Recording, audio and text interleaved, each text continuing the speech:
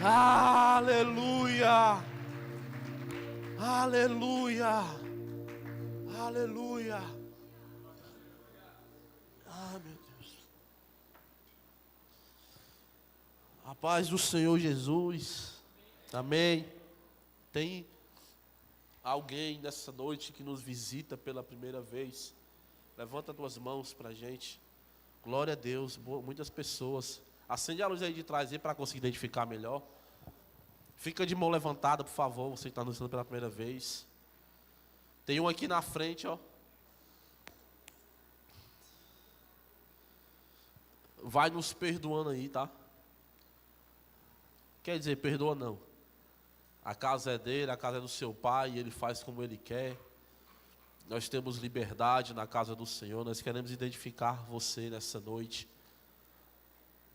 para que possamos entrar em contato com você e perguntar como igreja, como nós podemos servir você, servir a sua casa, servir a sua família. Já foram todos identificados?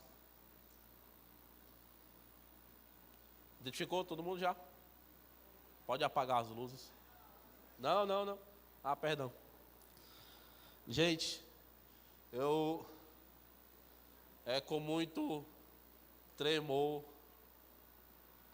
assim ao quadrado, que eu estou nesse lugar nessa noite. E não falando, mas eu estou há uma semana em jejum.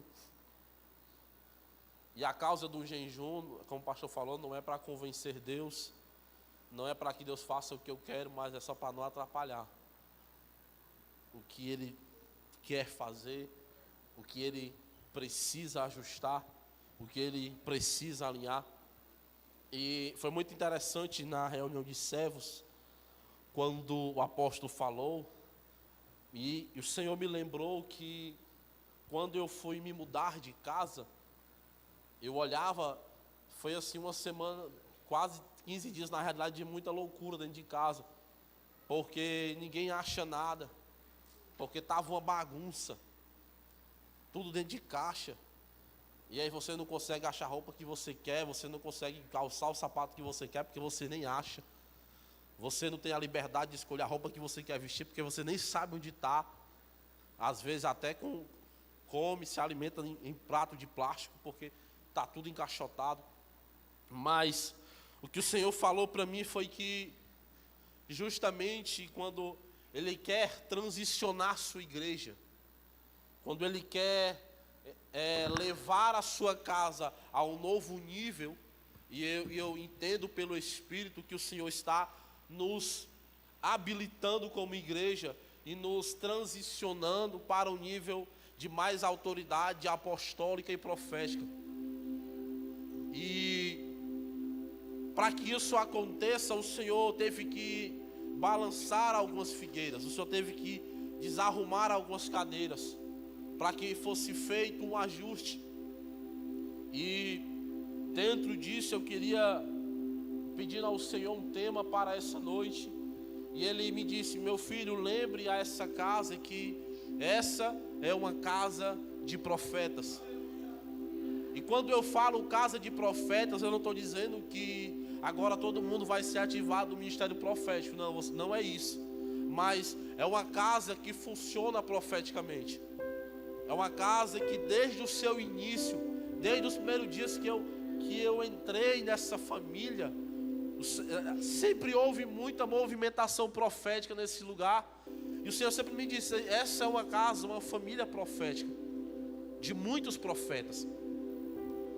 Então, muitas das vezes nós queremos, como família, limitar aquilo que queremos ouvir. Então, eu oro para que você abra o seu coração nessa noite e entenda algo. Nada do que eu vou dizer aqui é pessoal. Nada do que eu vou ministrar aqui é pessoal. Porque como profeta do Senhor, eu não ministro a pessoas, eu ministro a estações. Eu não estou ministrando para você, eu estou ministrando sobre uma estação profética que nós iremos viver. Então, não leve para o pessoal, mas é necessário que o Senhor faça alguns ajustes, alguns alinhamentos, para que nós possamos nos habilitar para acessar essa nova estação no Senhor. E eu não sei você, eu não quero ficar para trás. Eu quero viver tudo aquilo que o Senhor tem para mim, para minha casa, para minha família e para minha igreja. E eu não quero que nada, nenhuma vírgula fora do lugar atrapalhe o que o Senhor está fazendo nesse tempo. Amém?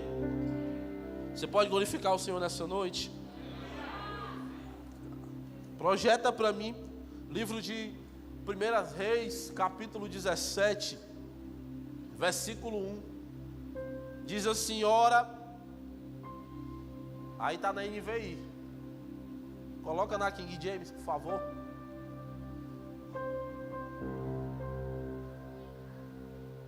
Vou ler aqui então enquanto.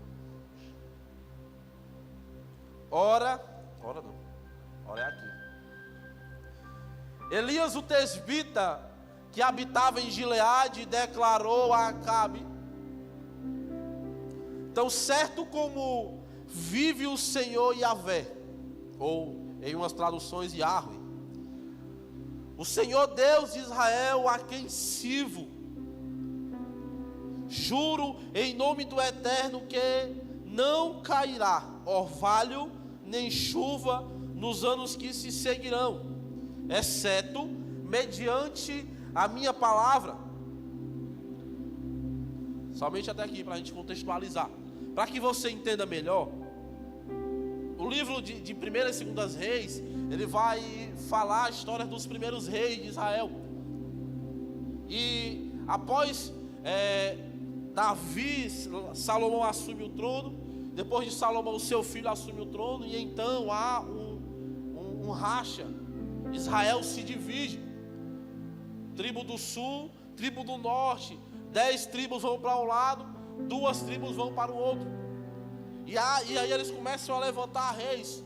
Roboão continua rei de uma tribo. Jeroboão, que até então era como se pudéssemos chamar ministro da economia, ele assume a outra tribo, o outro reino. E naquele tempo, talvez vocês já tenham se perguntado como que a Bíblia aqui fala que Salomão era casado com tantas mulheres. Na realidade, naquela época existia, o casamento era como uma espécie de aliança, uma aliança de reinos diferentes. O rei de uma cidade casava a sua filha com o filho de outro rei de outra cidade, simbolizando assim que aquelas 2 cidades estavam sobre uma aliança. Só que agora se levanta em Israel um rei chamado Acabe, e ele começa nessa questão de alianças. Ele faz aliança com o rei da cidade de Fenícia, que tem por a filha dele chamada Jezabel. E agora, diferente das demais alianças, que era somente por tratados, Jezabel começa a assumir lugares de posição e lugares de autoridade em Israel. Acabe, muito omisso, um homem que com certeza não fez o curso do homem ao máximo. Se ele tivesse feito, a história teria sido outra, tenho certeza. E Jezabel começa a implantar aquilo que ela trazia, os cultos pagãos da sua terra natal, e começa a implementar em Israel. E agora ela começa a colocar culto a Deus, ao Deus Baal, no santuário onde o culto era ao Senhor Yahvé. Só que, presta atenção, Jezabel não exterminou o culto a Deus. Jezabel somente encaixou o culto a Baal junto com o culto do Senhor. Então havia 2 cultos nesse santuário. Acabe foi mais longe, ele derruba o santuário e ele constrói um altar a Deus Baal para agradar a mulher. E agora o povo começa a se dividir, porque o povo olha e vê o Deus de Baal tomando proporção na cidade de Israel, e eles começam a ficar em dois pensamentos. Esse é o problema. Vamos dizer, eles ficam no culto e eles adoram a dois deuses diferentes. Só que Jezabel, por ser mulher do rei, ela vai mais além. A história diz que Jezabel começa a colocar os seus profetas, os profetas de Baal. E mais ainda, esses profetas eram pagos pelo governo de Israel. Eles eram mantidos para cultivar o culto a Baal, enquanto os profetas de Deus passaram a ser perseguidos. Então é como se o negócio fosse se estreitando ainda mais. Ela não exterminou o culto ao Deus verdadeiro, mas haviam dois cultos. Então as pessoas começaram a caminhar em dois pensamentos. Quem eu vou servir hoje? Quem eu vou servir amanhã? Aquele que me for mais conveniente. E quando ela começa essa perseguição aos profetas, aí nós entramos nesse texto. É justamente nessa hora que Deus levanta Elias e fala: vai até Acabe. Porque Baal, eles acreditavam que era o Deus da agricultura, o Deus dos céus, que mandava chuva, que frutificava, que fazia o povo prosperar. E agora Elias se apresenta diante de Acabe e diz: tão certo como vive o Senhor Yahvé, não haverá chuva. E agora todo mundo começa, se espanta e pergunta: e agora? Baal é o Deus da chuva. Se ele não mandar chuva, ninguém vai para frente. Não tem plantação, não tem agricultura, não tem alimento. Traduzindo, vai ter seca. E Elias fala agora, por uma palavra que o Senhor deu assim: diante do Deus que eu sirvo, não haverá chuva nos próximos 3 anos e meio. Quando Elias sai da presença de Acabe, a palavra do Senhor aparece a Elias, o Senhor fala com Elias, e aí a gente vê o versículo 2 desse texto, que diz: depois disso a palavra veio a Elias ordenando: retira-te daqui, vai para o leste, refugia-te perto do ribeiro de Querite, ao leste do Jordão, beberás do ribeiro, e eu ordenei aos corvos que ali te deem alimento. Então Elias partiu e fez tudo conforme a palavra de Yahvé. Foi morar perto do riacho de Querite, a leste do Jordão. Versículo 6: os corvos lhe traziam pão e carne pela manhã, como também pão e carne ao pôr do sol, e ele saciava a sua sede nas águas do ribeiro. Entretanto, passando alguns dias, a torrente secou, porquanto as chuvas haviam cessado sobre a terra. O Senhor fala para Elias: olha, agora vai para o lugar que eu vou te guardar no lugar. Agora imagina, a gente hoje é muita tecnologia, a gente está com fome, você pede um iFood, você liga para a lanchonete, você pede um alimento, pede uma pizza. Agora imagina você, um corvo vindo no céu, trazendo, pregado nas suas mãos, pada, sei lá o que é que chama, pão e carne. Era específico, não era uma folha que ele estava trazendo, trazia pão e carne, colocava. Imagina o corvo acordando o profeta: sei, varão, se levanta, chegou a comida. Hoje em dia é a buzina, naquela era um corvo. Ele se alimentava, bebia água no Querite. No fim da tarde, o corvo vinha novamente. Era o entregador particular de Elias.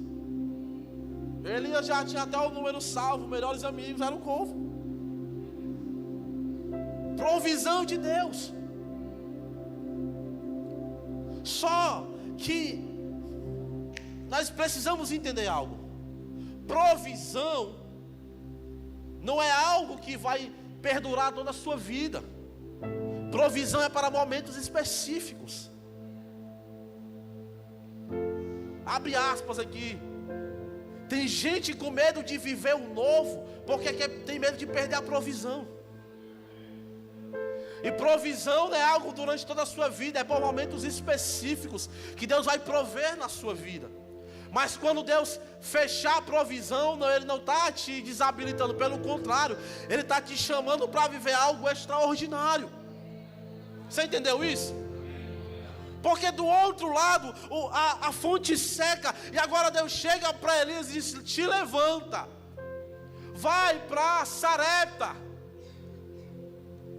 Porque enquanto Elias estava comendo da provisão, Deus já estava dando ordem a uma viúva: vai chegar até ti um profeta e você vai alimentar ele. Só que a minha pergunta, Deus é tão extraordinário, que a viúva para Elias era provisão, e Elias para a viúva também era provisão. Porque agora Deus fala: olha, Elias, te levanta, vai até Sarepta, porque eu já ordenei a uma viúva que de ali te alimente.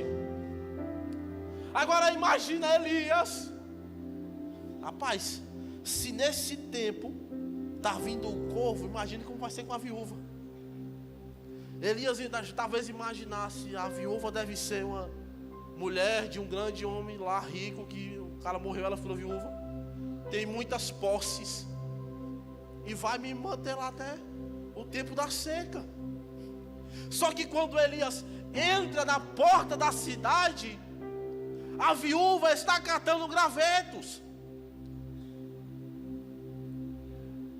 Olha a disparidade disso. Elias entra na cidade e diz: me dê um pouco de água. E ela prontamente vai, e quando ela está indo no caminho, ele não quis assustar ela de primeira. Quando ela está indo no caminho bebendo água, ela fala assim: aproveita e traz um bolo para mim.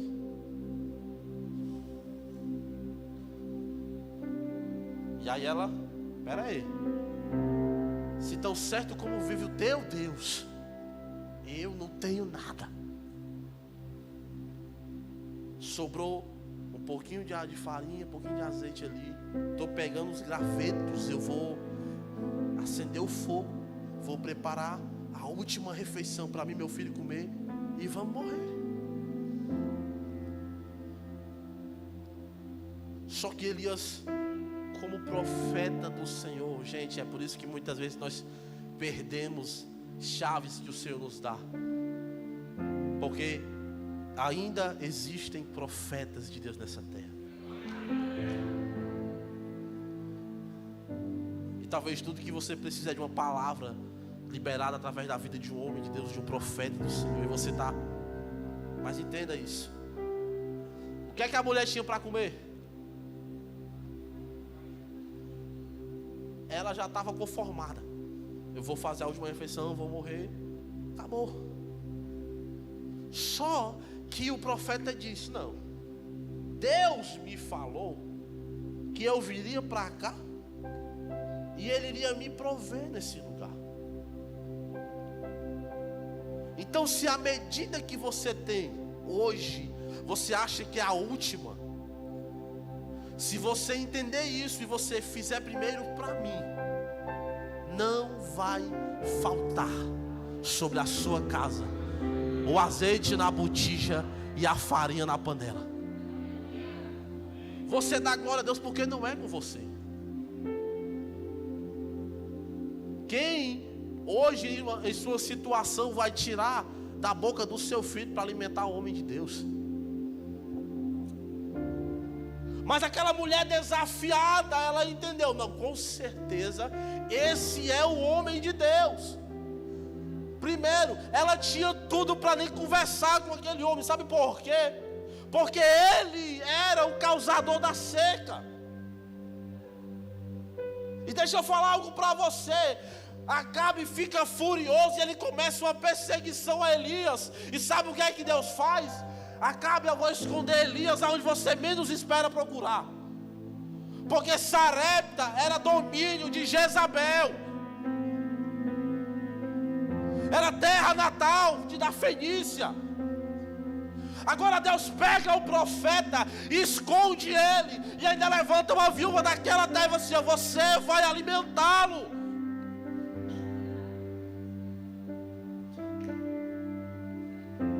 Então nós precisamos entender que a viúva não tinha nada, mas ela é desafiada por uma palavra profética, e ela diz: o que eu tenho talvez não dê para mim. Então, meu Deus do céu, você precisa entender isso.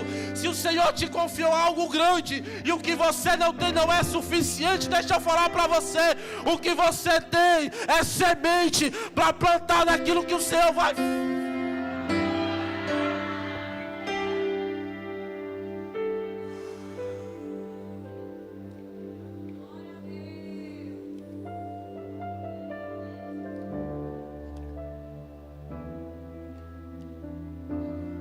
Toda vida que o Senhor te desafiar em algo e o que você tem não é suficiente, entenda que aquilo é uma semente. E existem lugares específicos para isso. Por favor, guarde o seu coração. Eu não estou falando de finanças somente. Eu repreendo todo pensamento sobre você que tenta distorcer a sua mente agora. E aquela mulher faz o quê? Ela obedece a ordem do profeta, ela faz o bolo, ele se alimenta. E através daquilo, ela sustenta o profeta durante todo o tempo daquela seca. Tanto o profeta como a sua casa, o seu filho, não faltou.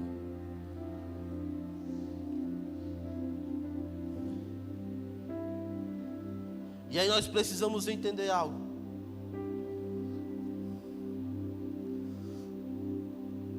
O Senhor leva primeiro o profeta para o Querite. Querite significa lugar de corte, separação, lugar de isolamento ou lugar de quebrantamento.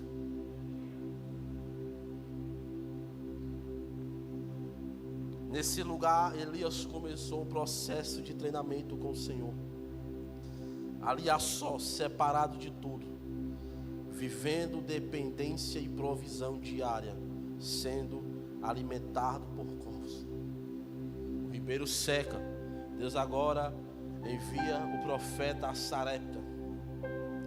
Sarepta significa lugar de fundição, refinaria, lugar de prova e purificação.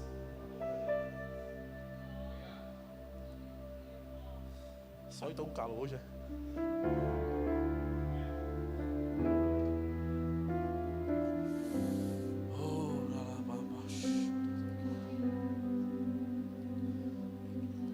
Primeiro Deus leva o profeta, ainda que tenha feito algo que o Senhor mandou. Agora o Senhor corta o profeta, leva ele para um lugar de isolamento. Depois leva ele para um lugar de purificação, de fundição. É um processo de prensa. Só que mais na frente, o Senhor vai chegar para o profeta no final da seca e vai dizer: levanta e te apresenta novamente a Acabe. Todo o processo que nós passamos está nos habilitando para nos colocar diante dos reis dessa terra, para fazer a vontade daquele que nos chamou. Então você não pode fugir desse lugar. Se você está se sentindo cortado, no lugar de solidão, abra os seus olhos. Talvez seja o Senhor querendo tratar você. E agora, termina esse tempo, o Senhor chega para o profeta e diz: pronto, agora se apresenta a Acabe.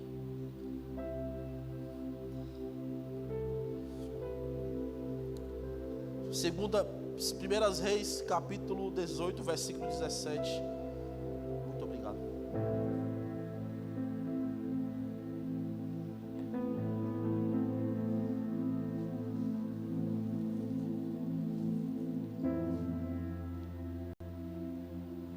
Assim que Acabe viu Elias, questionou-lhe: és tu mesmo o flagelo de Israel, ou o perturbador de Israel? Ao que prontamente Elias respondeu: não sou eu o responsável pelos muitos problemas que assolam Israel, mas és tu e toda a família de teu pai, pois abandonaste os mandamentos de Yahvé, o Senhor, e cultuastes aos balins.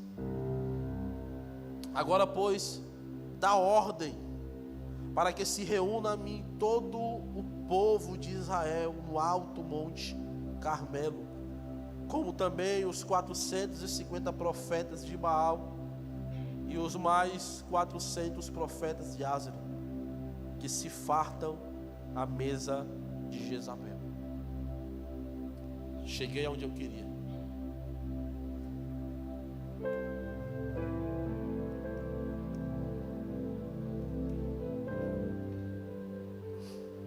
Elias agora está exatamente onde o Senhor queria que ele estivesse. Foi cortado, passou pelo processo de solidão, passou pelo processo de purificação, mesmo sendo um homem de Deus.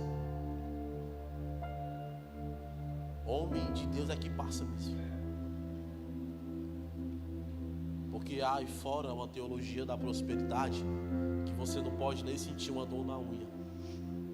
Porque se você sentir dor na unha, Deus não está contigo. Mas a Bíblia não fala sobre isso. A Bíblia nos mostra muitas vezes profetas e homens de Deus que foram homens de dores, mas que não largaram a palavra de Deus. Agora eu entro no contexto que eu queria. Jezabel alimentava os seus profetas. Era uma mesa.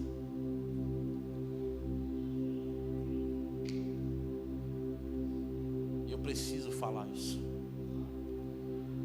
Essa primeira parte foi só para tu.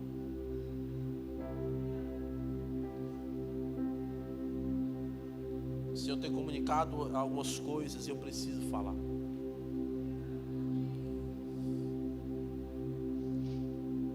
Paulo, escrevendo aos Coríntios, diz que quando vos reunires à mesa, comam do cordeiro,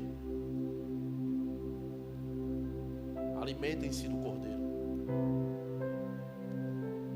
Mas existem pessoas que se reúnem à mesa para comer da carne dos irmãos. E é muito complicado porque nas primícias foi falado, o espírito de Jezabel foi denunciado. E aí, sabe qual é o problema? É que alguns irmãos começam a olhar um para os outros e assim: será que o fulano está com Jezabel no escuro?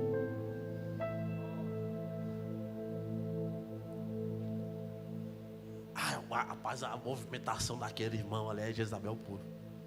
Purinha. Eu vou já botar a mão na cabeça e dizer: espírito de Jezabel, sai dela. Se você pensa isso, isso só manifesta a sua ignorância.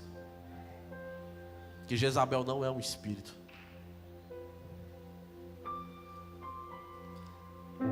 E aí as pessoas, qual é a intenção? É justamente isso que ela quer, que ela queria. Ela foi identificada. Nós já demos aqui o veredito. Daqui a pouco nós cortamos a cabeça dela. Alguém está comigo aí? Rebola essa mulher daí de cima.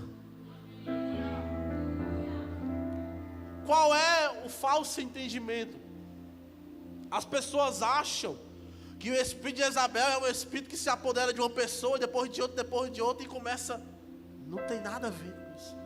Jezabel é um principado, Jezabel é uma doutrina que quer justamente fazer com que os irmãos fiquem olhando torto um para o outro, achando ou perguntando, ou se achando como juiz, e se falando assim: ela está com Jezabel. Não, quem está é ele ali. Não, quem está. E aí, como igreja, nós começamos a se sentir num ambiente difícil, olhando para um, olhando para o outro. A irmã levantou braço aqui atrás de mim, eu acho que ela está com Jezabel aqui, ela está. Maior ignorância ainda. Assimila o espírito de Jezabel a veste de mulheres. A roupa dessa irmã, Jezabel está todinha nela.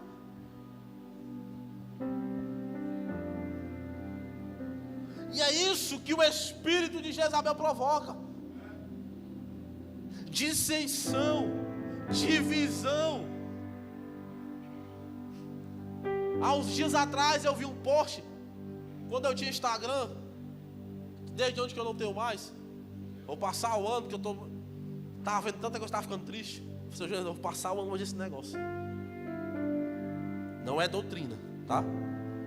E o pastor falava sobre o tema do post: quais as mesas que você deve se sentar.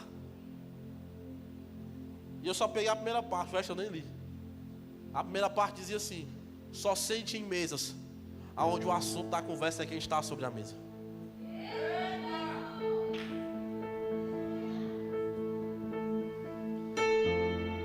E qual é o problema? Nós estamos como a igreja de Coríntios, que senta às mesas e elas abrem mão de comer o corpo de Cristo, o sacrifício do Cordeiro, e elas estão comendo as carnes uns dos outros, dos irmãos.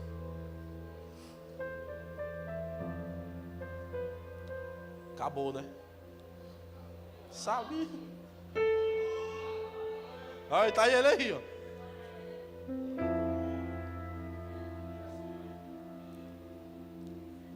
E o que era que Jezabel fazia? Ela chamava os seus profetas para a sua mesa. E ela começava a disseminar o falso ensino, o falso ensinamento. Não é fofoca não, é intercessão. Está repreendido. Intercessão daqui funciona, viu? E aí o problema é porque nos falta um Jeú nesse tempo. O problema é que nos falta Elias nesse tempo. Mas existe uma promessa no último livro do Antigo Testamento. Malaquias vai dizer: nos últimos dias eu enviarei a vocês o espírito de Elias. Ei! O Senhor está trazendo um conserto sobre a sua casa.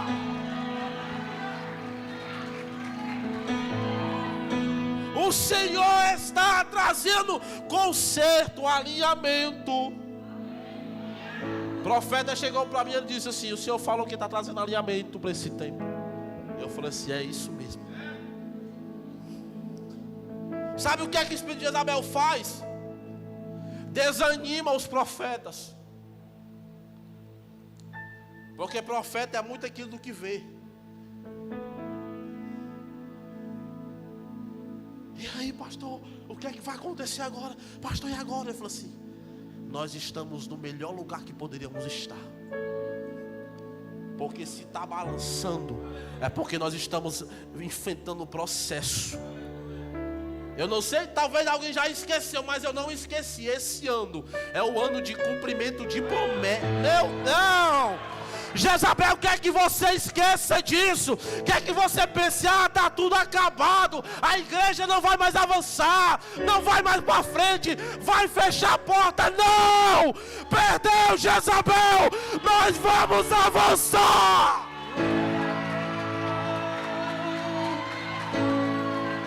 Na torre eu estou esperando Jeú. Perdeu! Encharcado de azeite. As pessoas olhavam, os profetas que se sentavam com ela diziam: olha, Israel está acabada, Israel não tem mais jeito. Mas enquanto houver profeta na casa, vai haver alinhamento, vai haver instrução, vai haver palavra. Encharcado de azeite.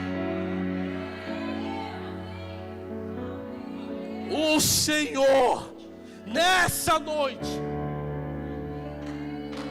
está virando mesas nesse lugar.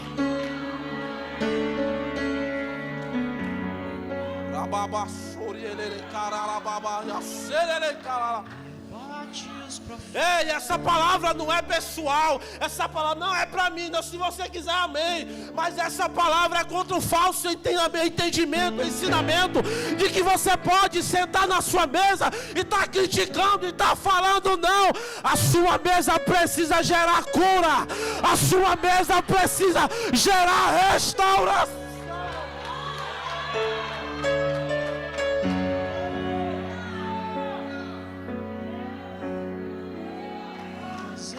De Eliseu.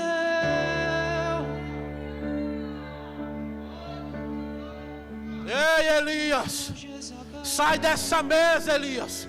O Senhor te levantou como profeta para esse tempo. Se não está te gerando fortalecimento, se está te entristecendo, Elias, essa mesa não é para você, Elias, não. Se você for homem de autoridade, levanta essa mesa, derruba essa mesa. É tempo de conselho.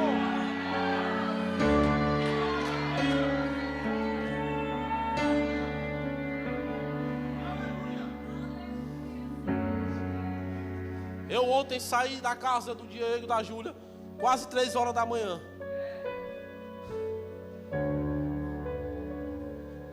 E o assunto era eu. Eu dizia para ele assim, meu maior medo é de achar que estou conquistando alguma coisa e perder a minha casa. Eu disse para eles, eu não quero ser alguém que seja reconhecido pelos homens se a minha esposa não tiver ela intercedendo por mim com o coração limpo. Eu dou autoridade para quem quiser, vá lá.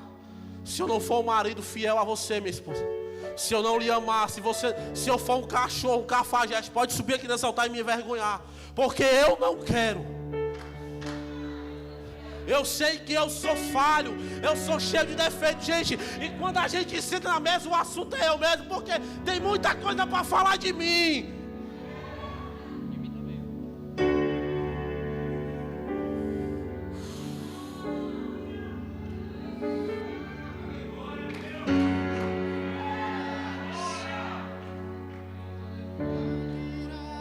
Jezabel estava nutrindo os profetas. Olha a roupa do pastor. Olha, o pastor não sabe nem pregar. Olha, a irmã está cantando errado. Ah, meu Deus do céu.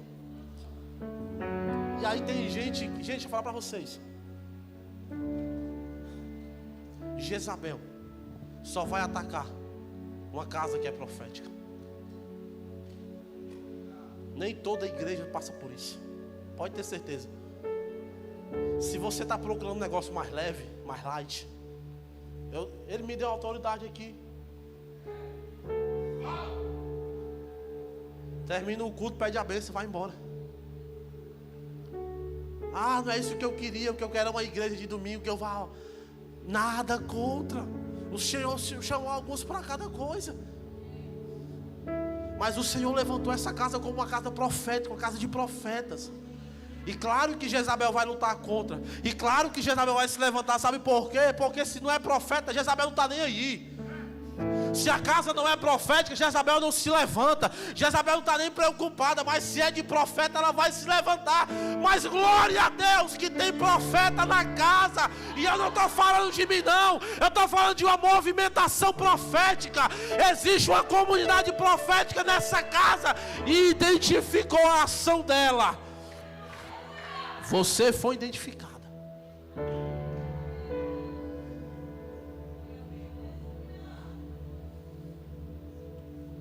E aí é para você, tá? Para nós. Você já teve com pessoas que você começou a se sentir ruim com o desenrolar da conversa? Conta pipoca não, irmão. Sai fora.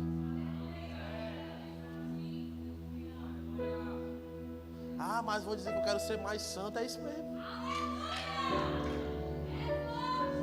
É querite, meu filho. É lugar de separação. Não está te alimentando.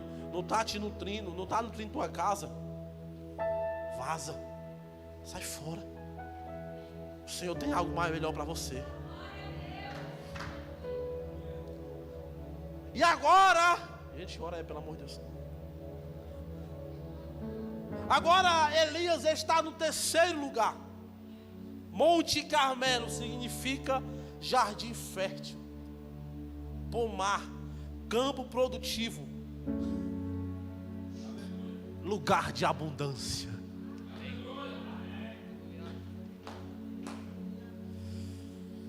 Elias passou por tudo para chegar no lugar em um campo de abundância. E ali ele dá o veredito final. Agora Elias está diante de todo o povo, todo mundo reunido, os 850 profetas, toda a nação de Israel. E Elias faz o que eu quero fazer aqui agora. Até quando cocheareis em dois pensamentos? Se o Senhor é Deus, segue Ele, cara. Mas se Baal é Deus na tua vida,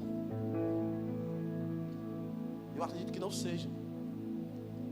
Mas era justamente essa questão. O povo estava com o coração dividido.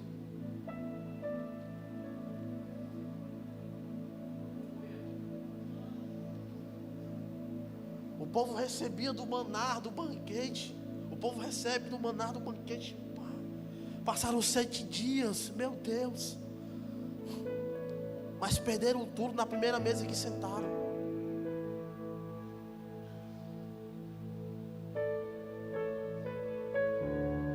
Na primeira mesa que sentaram, esqueceram tudo aquilo que o Senhor falou. Está vendo? A apóstola agora só fala de prosperidade. Começou até uma escola aí, viu?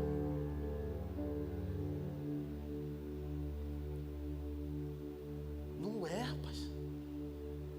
Ele não falava isso. Ele não falava isso. Quando eu cheguei aqui, era desse jeito. Eu me lembro, que saudade dos tempos antigos.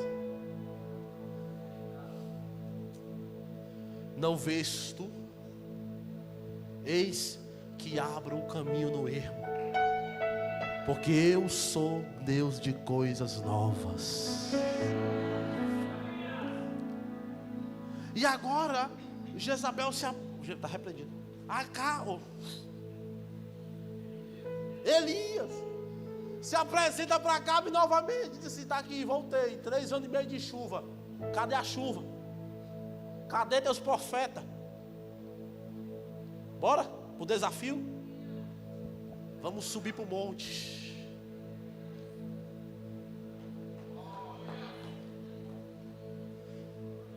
Vamos subir para o monte. Porque o monte é lugar de decisão. O monte é lugar onde Deus mostra o seu poder. Vamos, sobe todo mundo. Está todo mundo no monte. E Elias agora está falando para a multidão: quem é o Deus de vocês? Escolhe. Traz um novilho. Dá os 2 novilhos. E Elias agora: faça a festa de vocês. Eu vou ficar só olhando. E o desafio era: o Deus que responder com fogo, esse é que é Deus. Agora começam os 850. Bora. Vamos fazer alguma coisa aqui. Tá todo mundo olhando. E aí eles começam a dançar. Eles começam a correr ao redor do novilho. Bater palma, fazer zoada, faz barulho.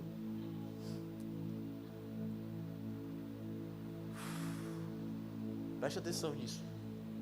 Historiadores encontraram muito tempo depois altares que se assemelhavam aos altares que eram erguidos lá. E existiam alguns altares que eram ocos por dentro. Sabe o que eles faziam? Quando ninguém estava vendo, alguns dizem que eles colocavam pedras aquecidas na parte de dentro do altar. Alguns dizem que eles colocavam brasas, porque começava a subir a fumaça.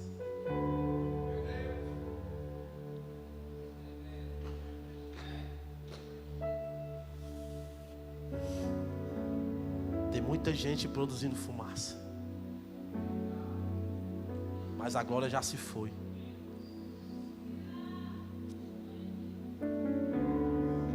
O novilho estava sobre o altar, tudo preparado, Elias olhando. E aí antes todo mundo, eles botavam pedras aquecidas no fogo, botavam debaixo do altar, botavam brasa, porque começava a subir uma fumaça de baixo para cima. E eles rodavam e eles se cortavam, e subindo um pouquinho de fumacinha ali. Solta um pouquinho, vai para nós entrar aqui no clima aqui. Vai, solta aí, fumacinha aí. Vai, farol. Misericórdia. Por trás, aí ó. Tá bom, calma. Se empolga não. Tá aí ó. Israel estava todo olhando. Só que o desafio era o Deus que responder com fogo. E o fogo de Deus é o fogo que vem de cima para baixo. Só que aquilo que o homem produz é de baixo para cima. Eles estavam batendo e nada acontecia, e subiu uma fumacinha. Mas o desafio era: o fogo tem que descer, consumir tudo. Não pode ficar nada. Só que só tinha isso aqui, ó. Artificial. Era só isso. Isso é o que eles conseguiam produzir: fumaça. Tenha muito cuidado, para você não ter esquecido o Senhor em algumas mesas, e agora, para continuar sendo espiritual, começar a produzir fumaça. Eu estou sentindo Deus aqui, olha. Arrependimento.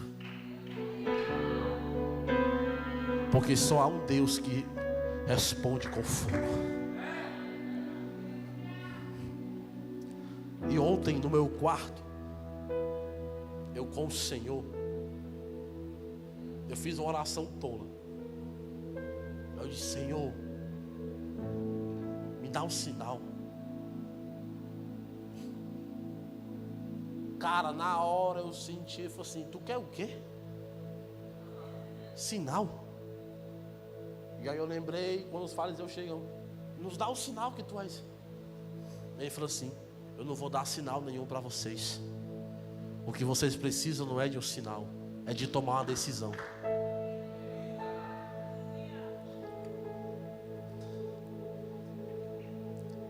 Porque sinal vem hoje, meu Deus, aí amanhã.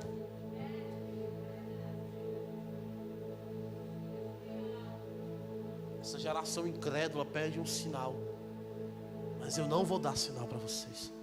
E aí o Senhor falou para mim: já pensou? Se todo dia a primeira coisa pela manhã que a tua esposa te dissesse: amor, me dá um sinal que tu me ama. Todo dia a sua esposa chegava a você: me dá um sinal que tu me ama. Eu falei assim: amém, Senhor.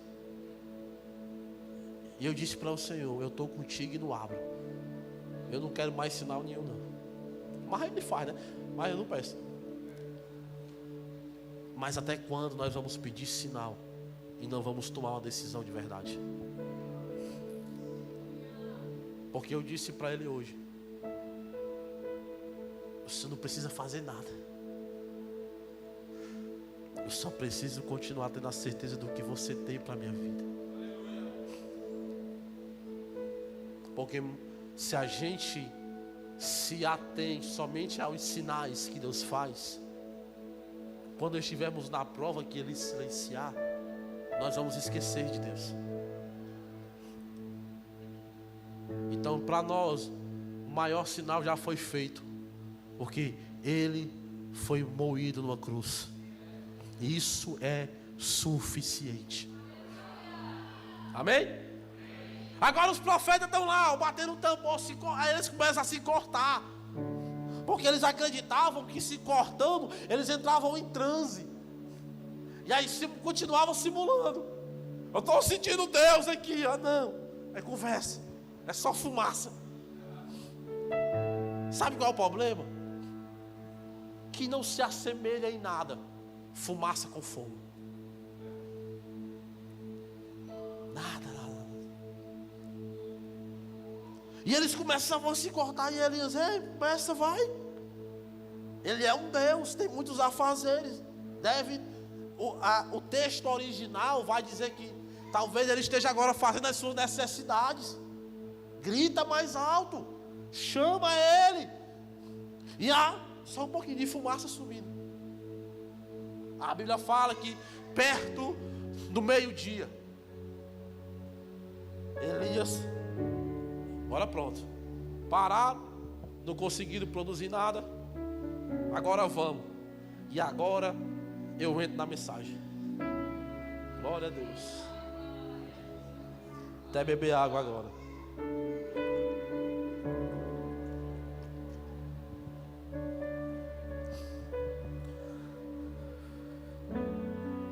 Vocês estão comigo ainda? Versículo 30 de 1 Reis 18. Então Elias convocou todo o povo: chegai-vos a mim. E todo o povo se aproximou dele. Preste atenção nisso aqui. Elias recompôs o altar do Senhor. Segura aí um pouquinho. Depois que terminou toda a palhaçada, os caras tudo, imagina o sangueiro medonho. Os caras tudo cortado, não produziram nada, só fumaça. O boi estava lá, doido para morrer e ninguém queria matar. O boi, não vou fazer um churrasco disso aqui não, menino. O que é que Elias faz? Terminou a palhaçada. Elias chama todo mundo, disse: agora olha para mim. E o texto vai dizer: e Elias recompôs, ou reconstruiu, ou reedificou. Sabe por quê? Elias não pegou nenhuma pedra nova. Antes, naquele lugar existia um altar de 12 pedras, que justamente simbolizava as 12 tribos de Israel. E acreditam que os profetas ergueram outros altares e eles rebolavam as pedras, destruíram o altar.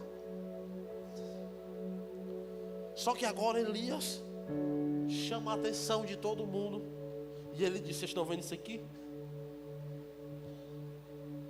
As mesmas pedras que tinham sido erguido o altar, ele recompõe o altar. O que simboliza isso? Elias estava unificando novamente as 12 tribos, porque até então estavam dispersas, estavam separadas, 10 de um lado e 2 de outro. Elias agora recompõe, pega as mesmas pedras, realinha. E aí você pergunta: pastor, mas por que não tijolo? Porque tijolo é uniforme, tijolo é tudo igual. Por que com pedra?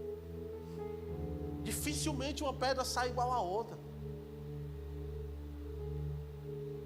Porque pedra, dificilmente uma é maior, outra é menor, outra é mais achatada, outra é mais redonda, outra é mais menorzinha. Por que não ficaria mais bonito, pastor? Por que não faz de tijolo, um negócio bem bonitinho? Nada é por acaso. Porque o que o Senhor está dizendo? Eu estou juntando novamente as diferenças.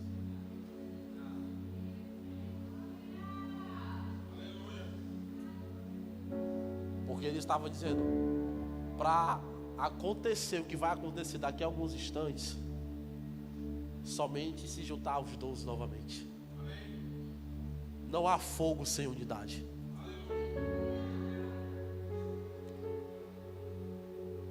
Não há fogo sem a união do corpo de Cristo.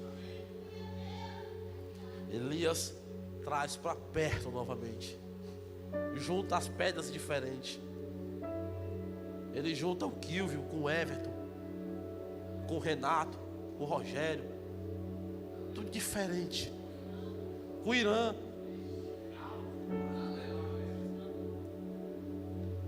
E gente, nada é por acaso.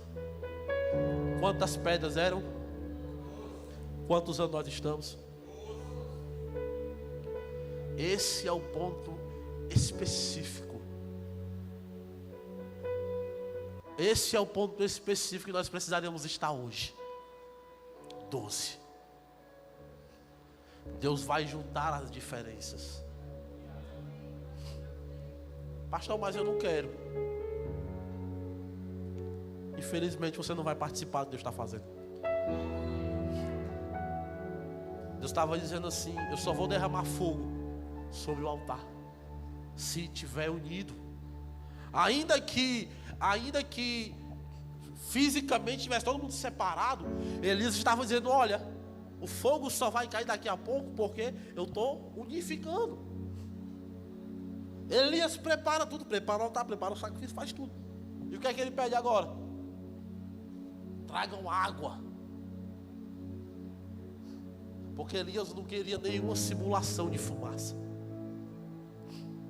Porque se o altar de Elias fosse oco, que não dos profetas de Baal, na hora que rebolasse água, acabava a fumaça. Então ele está dizendo para você: nesse altar aqui não há simulação. Esse altar aqui não é uma apresentação. Vai cair fogo do céu. Alguém está entendendo isso nessa noite? Vai cair fogo do céu nesse lugar. Deus traz tudo aqui, ó. Coloca as 12, coloca. Elias passou 1 hora orando. Amém? Amém não. Senhor, mostra que Tu és Deus. Derrama fogo sobre esse altar. Sabe por quê? Porque Elias não estava fazendo aquilo para ele aparecer. Estava assim: mostra que o Senhor é Deus e derrama fogo sobre esse altar.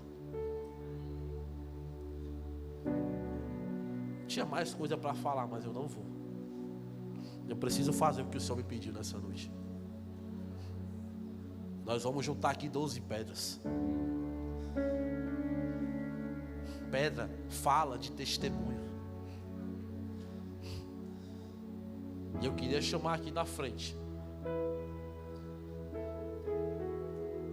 a cada uma pessoa representando cada ano dessa igreja. A primeira eu quero chamar a Dil. Quem tem 11 anos que está aqui nessa igreja? Levanta a mão para me ver. Ivone tem 11 anos, Ivone? Cadê a Ivone? Hã? Pois vem para cá. Quem tem 10? Não é leilão não, gente, pelo amor de Deus. Quem tem 10 anos? 10, vem Bianca. Quem tem 9? Pois venha. Perfila em si aqui, ó.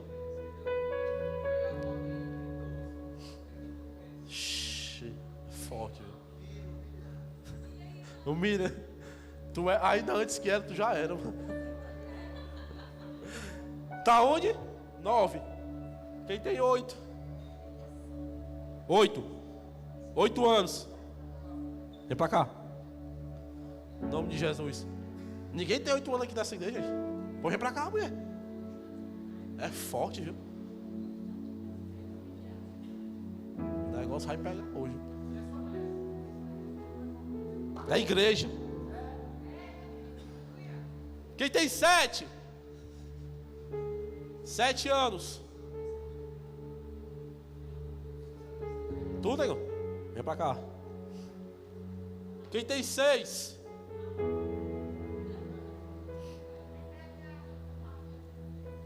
Seis anos. Vem. Corre, mano. 5 anos. Vem. 4 anos. Vem.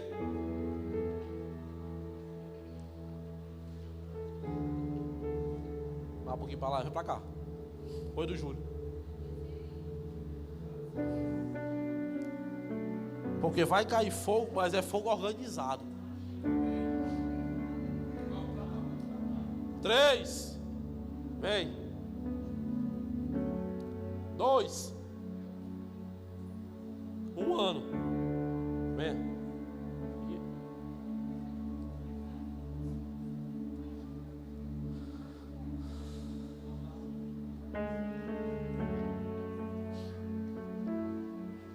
Ministério de louvor pode subir. Entenda algo.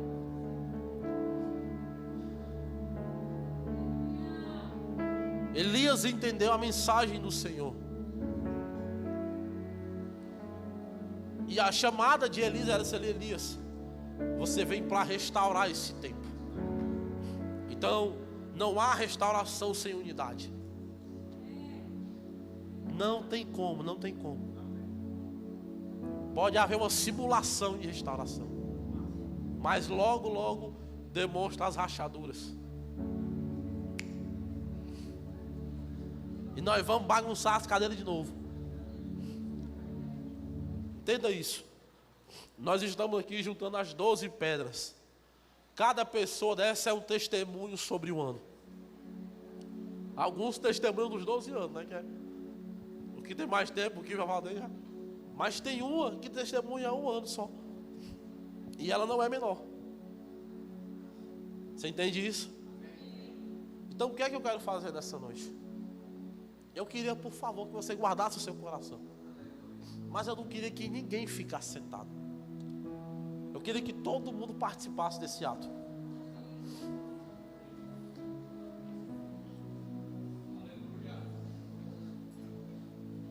Nós vamos organizar o altar. O altar está sendo organizado porque vai cair um fogo de Deus nesse lugar. Fogo, eu não estou falando de fumaça, não. Eu não estou falando de simulação, eu estou falando de fogo de Deus. O fogo do Senhor que veio para purificar. Agora olha para mim. Nós vamos fazer de lá para cá a ordem inversa. Aqui são pedras de testemunho que estão nesse altar. E é por isso que eu vou pedir que a gente afaste um pouco as cadeiras. Depois a gente organiza. Me deram autoridade, depois se vira.